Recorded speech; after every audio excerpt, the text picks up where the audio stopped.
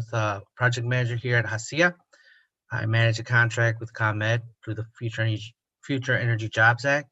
It's an introduction to small business management, workplace safety, and we also have the third component is the NABCEP certification for photovoltaic. It's an introductory course to becoming certified in the fundamentals of solar. So I will be adding a link there. We're recruiting right now for the next cohort that starts February 1st. We do have some spots open, so if anyone's interested, please reach out to me. I'll put my contact information down below, along with a link to apply. I want to introduce our guests here, Donald Higgins, Joshua Watson from CNI, and they are from the Chicago Neighborhood Initiatives. They'll be talking shortly about the application process from the construction side for the contractors in order to fill out their RFQ to be in line as a contractor to do some of the work out there as part of the Rebuild Illinois Distressed Communities grants, where business owners are able to receive funding to renovate or repair some of the damages that were caused during the civil unrest and rioting. So just to talk a little bit more about HACIA quickly, my colleague Matt Smith is on here as well. He runs the pre-apprenticeship programs and workforce development side of our training programs at HACIA. So Matt, feel free to throw some plugs in for your training programs down below as well. Anyone here that's interested in some entry-level carpentry and electrical folks, we just completed a cohort and pre-apprenticeship for carpentry, electrical, and some laborers. So again, Matt, feel free to put your contact information below, or you can always reach out to HACIA, call us, email us. We're always here to assist you. So without further ado, I'm going to pass it over to Donald. You should have received an RFQ form via email yesterday. If you haven't, we will be sending that out afterwards, along with a copy of this presentation. Thanks, Donald. Okay, I will set up this presentation now. Share the screen.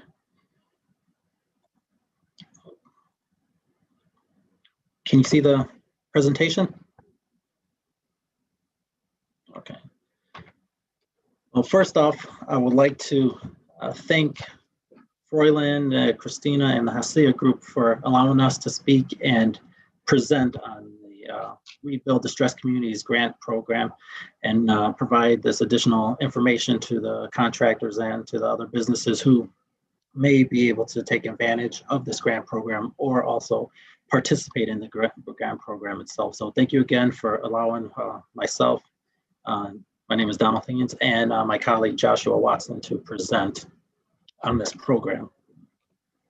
So first off, just a little bit about who we are. So CNI, we are a not-for-profit 501c3 real estate development organization that seeks and focuses on revitalizing neighborhoods by creating jobs, by developing high-impact projects, and providing financial resources to entrepreneurs and small businesses in low to moderate income neighborhoods.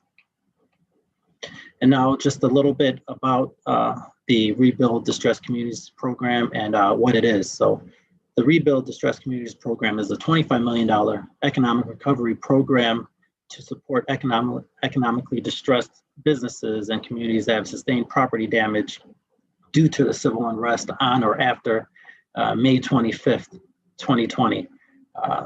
CNI, we have been selected as one of the organizations to administer this grant on behalf of the Department of Commerce and Economic Opportunity. The other group is the Local Initiatives Support Corporation, also known as LISC, that has been selected to administer the program on the DCEO's behalf. So who is eligible to receive these funds? This program was established to assist businesses and not-for-profit organizations that that sustained property damage due to the civil unrest on or after May 25th.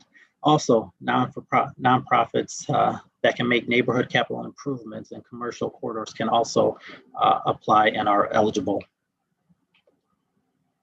So the type of businesses that were impacted, who can apply? So the types of businesses that are included but not limited to are convenience retail stores, personal services such as dry cleaners, laundromats, barbershops, salons, spas, professional services such as doctors, lawyers, accountants, real estate brokerages, restaurants, taverns, soft good retail stores such as apparel, shoes, home furnishing, books, gifts, novelties, and then also industrial and warehouses.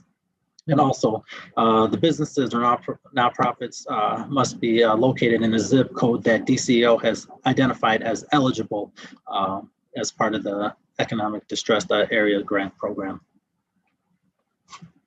So what are the amounts for the grant awards? So the grant awards range from $1,000 to $200,000.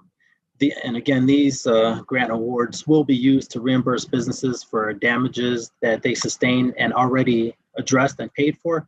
And then also these grant funds will be used for new projects also. So for businesses that sustained damage but didn't have the funds to address those damages, these funds will be used for those new construction projects also.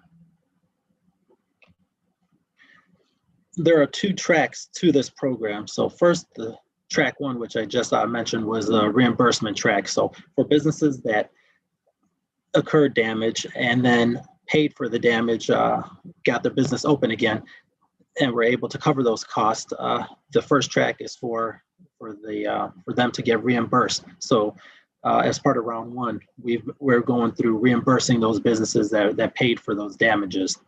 The second track is the new project track, which for businesses who weren't able to address the work and need to address the work, these are the new projects that this grant program can and will also address and help them cover and pay for. And then there's also a gap funding portion of it. So for some businesses who had extensive damage, they were able to pay for some of the damage. They applied to get reimbursed, but also there's some existing damage that they weren't able to address. They will be able to apply for that portion also as part of the track 2 new work construction project.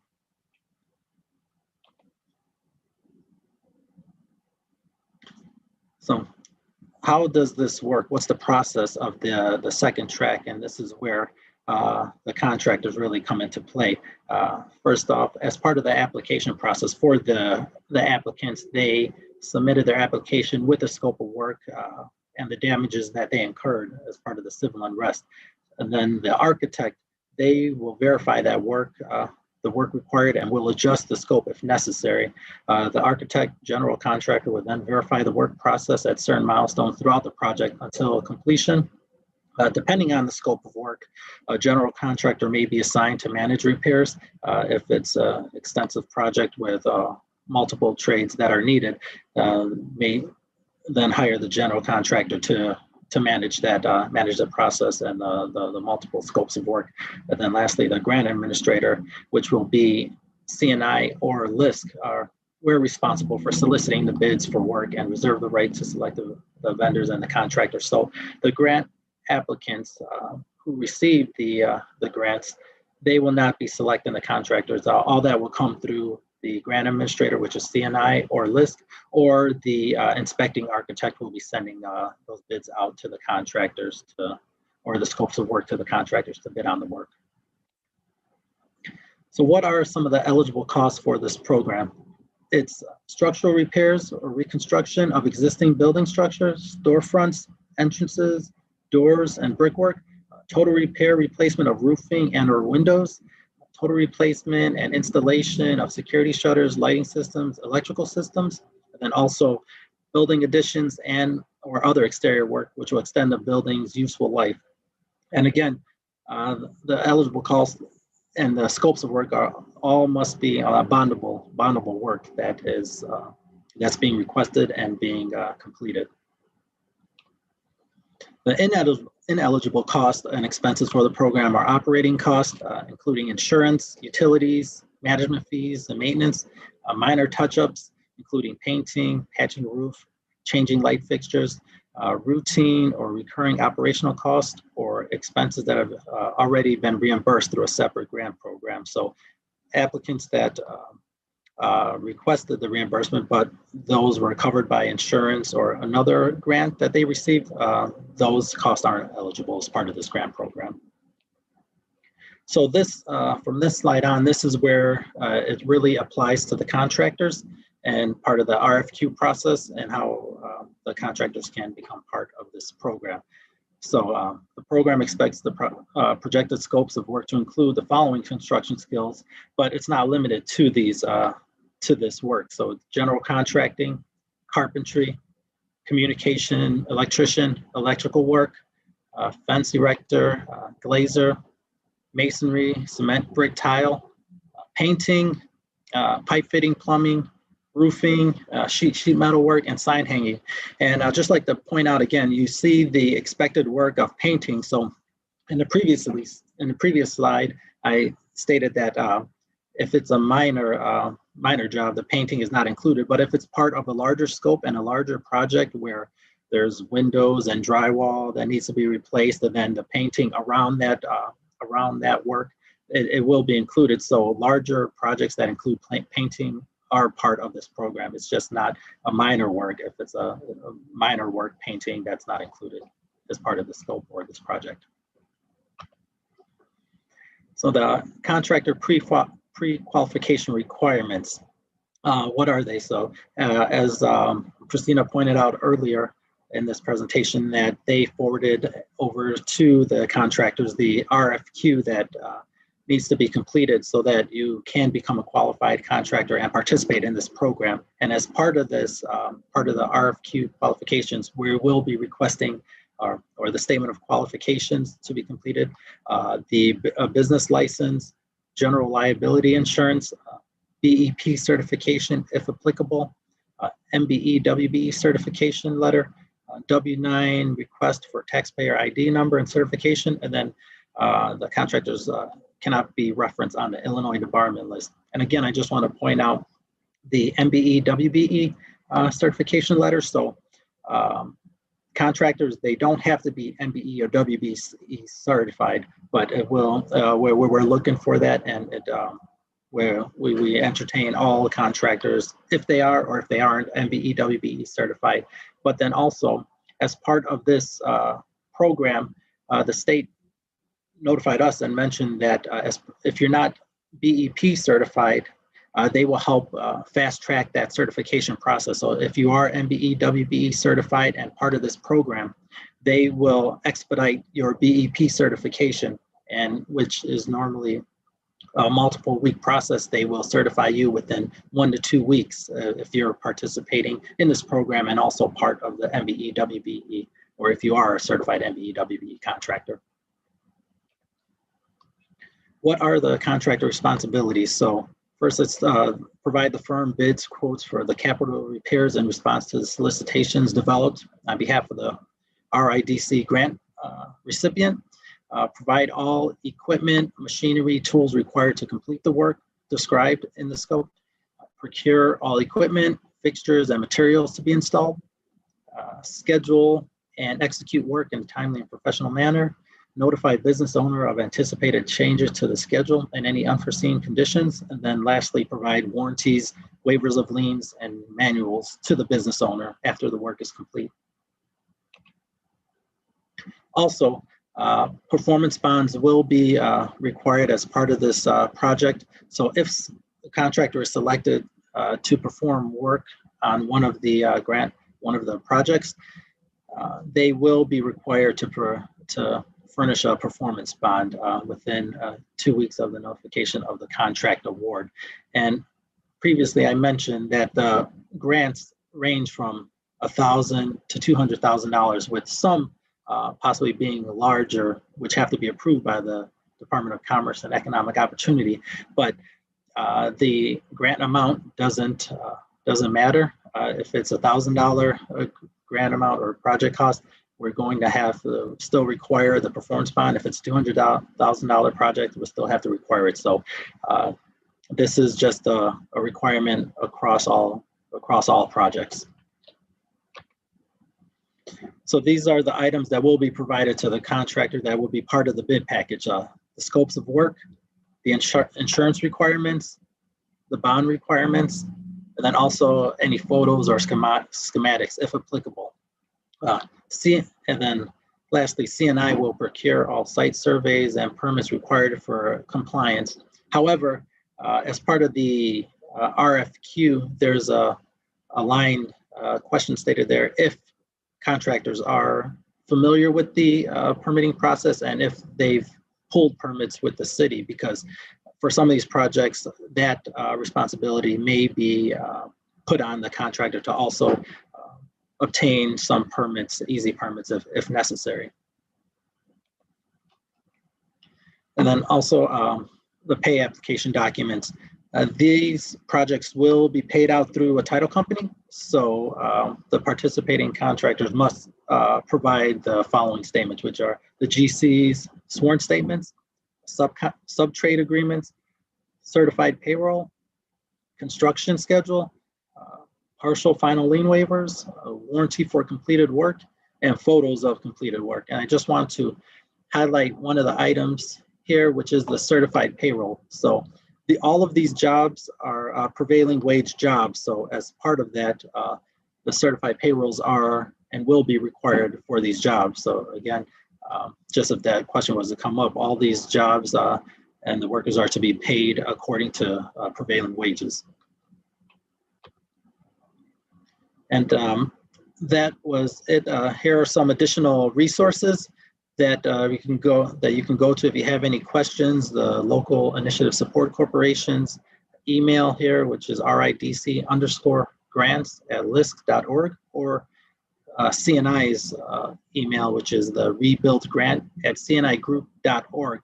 And then there's one other item that I did forget to mention earlier. As part of the RFQ process, I mentioned that we were one of the groups that were selected to administer the program.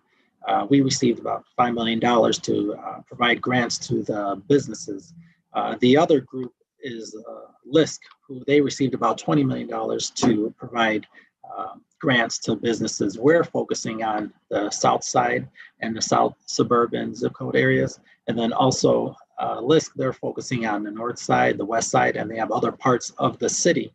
And as we're going through and qualifying contractors to be part of this program, LISC, they will also be using our list of pre-qualified contractors for their work. So you won't only be receiving scopes of work from our projects just on the south side and south suburbs. They will also be reaching out and using our list to solicit bids and quotes from the list of contractors that we pre-qualify for their work, which they have a larger grant that they received and for additional areas that they're servicing. So that's it for me.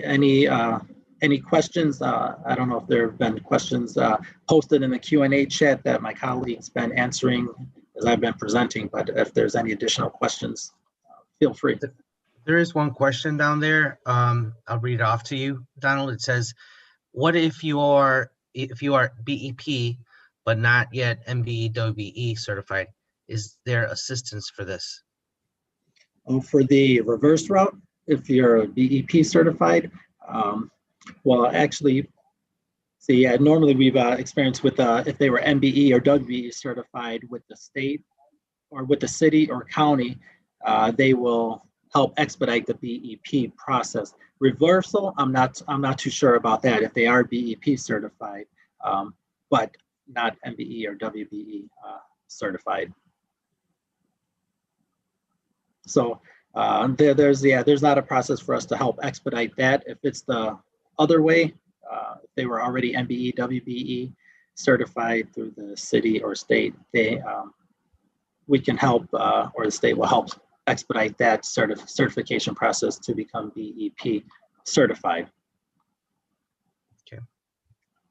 Okay, and then there was one more question on the Q&A. Where do we email the completed RFQ? Do we send it to rebuildgrant@cnigroup.org? Yes, you could email it there, and my colleague Joshua will also put my email address. You can email it to CC me also, my email address, so that I receive it directly also. And, would you mind putting that in the response, Joshua, my email address?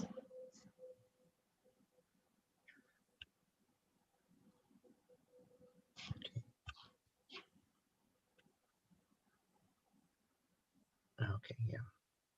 Yeah, we will add the emails, and after this presentation's over, we will be emailing the PowerPoint along again with a copy of the RFQ to everyone that participated and registered for the webinar. Are there any more questions before we wrap this up? As far as time frame, I can't remember if you spoke about that. You know, what's the time frame for vetting the contractors and getting those that were approved into some work? Well, actually, right now, actually, glad you brought up that question, because we're actually going through the second round of applications at this point, and this is where we really need additional contractors, and this is the time for the contractors to submit their RFQs as soon as possible, because this round two, this is focusing on new work applications. So once these new work applications are reviewed, the grants approved, we will be soliciting the contractors to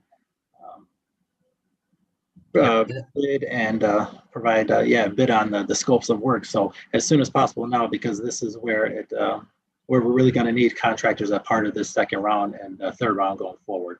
Sure. And then the timing, we don't actually have an exact timing on when that is. It all depends on the approval process, but the second round was opened on December 21st, and it will be closing, I believe, on February 5th. So this is the time frame that the new work applications will be submitted. And after that February 5th, we're going to be reviewing and approving applications. So this is the time now to really submit your RFQs as soon as possible. Gotcha. Very good. And then one more question on my part. Since this is part of a big initiative in the state of Illinois, and not only does CNI get funding, but you also mentioned LISC, who's got a big share of the dollars from the state for this. Now, if someone gets approved and is doing some work through CNI, do they also have the potential of, because they've already been vetted and they're working on this program, would they be able to qualify as well with LISC to do some work with LISC? Is there going to be some cross? We're going to recommend that. We don't know how their process is. We've been in discussions with that. They have a slightly larger organization than us, and then have to go through different departments on approval. But we're going to be recommending that, and then they're going to probably rely on our list. So once they have that list, I don't think there's going to be any additional vetting or requirements needed to provide them. But again, we're kind of working through that with them right now. Gotcha. Okay. And what's the length of the program as far as like what you foresee in the future? Like, how long is this going to last? How much work? It is a year program, so I believe it should probably, I think it's going until, I think, August or September, because we started this program actually in October, and so actually, so September or October, it's a year program. Mm-hmm. But if we exhaust all the funds earlier than that, the program will end a little earlier than that also. And that's the goal, to get as many applications as possible, get all the dollars out as soon as possible, and get the work done as soon as possible. All right. Well, thank you. And I don't see any more questions. Last chance for our attendees to throw some questions on the Q&A board. If not, I want to thank everyone for participating. And this was our second webinar with CNI. These guys are doing a great job trying to communicate this information to our network here at HACIA and other contractors in their area. So, please apply and fill out that RFQ, send it in. And if you know anyone else that may qualify for this, please recommend them and send them the information. I'm always available at Hacia to answer any questions, and I could guide you in the right direction in regards to any questions you may have. So Donald, Joshua, anything else you want to add? No, just again, I want to thank you and your team, Hacia, for allowing us to present on this Rebuild Distressed Communities Grant Program, and looking forward to working with your group and the contractors within your group. Thanks again. Absolutely. And here at Hacia, we look forward to seeing our contractors being part of that rebuild process. And thank you so much. Thank you, everyone. Thank you. And this concludes our webinar. So we'll be signing off now.